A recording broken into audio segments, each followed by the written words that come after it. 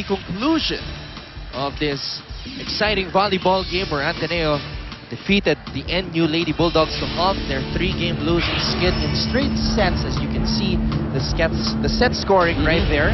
And at courtside, our Shakey's best player is with Selena Dagdag. Yes, Antonian, we are indeed with Z Herbacio, Shakey's player of the game. So Z, let me ask you, after a 3-game losing streak, ina-expect nyo ba na makukuha nyo ang victory na to within the first 3 sets lang? We were expecting a tough match, as you can remember na before last round, nakalaban namin sila. Tapos we won for 5 sets pa. So yun. So Z, what do you think were the key factors? I mean, your hits were definitely a key factor in attaining this victory. But what do you think were the other factors that helped the team attain this win? I think it's most probably the positive vibes factor. Like, we were all having a positive mindset in this coming into this game. So like, prior to the 3 straight losing games, parang inisip namin, guys, kailangan natin bumawi. Tapos yun. And a lot is expected from us, from the fans, from our families in the Ateneo community. So, kailangan talaga namin ipakita na gusto namin makaabot sa goal na pinlano namin. Congrats, Z, kasi nakita naman namin na talagang nakabawi kayo. Z, at this point, who would you like to thank? Meron ka bang gustong batiin? First of all, advance happy birthday to Sir Larry Indringat.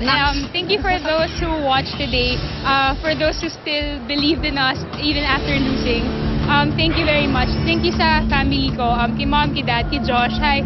And doon sa friends and family namin sa West Coast, hi. Thank you, Z, at congratulations ulit. Back to you, Anton and Ian. Our Shakey's best player of the game is Z Herbacio, brought to you by Shakey's Fun Family Pizza. Ba't What an kaya epic... unang binati pa? Yun lang eh. So, happy birthday once There you again go. to our panel director, Larry Deang. Happy birthday, Larry. All right.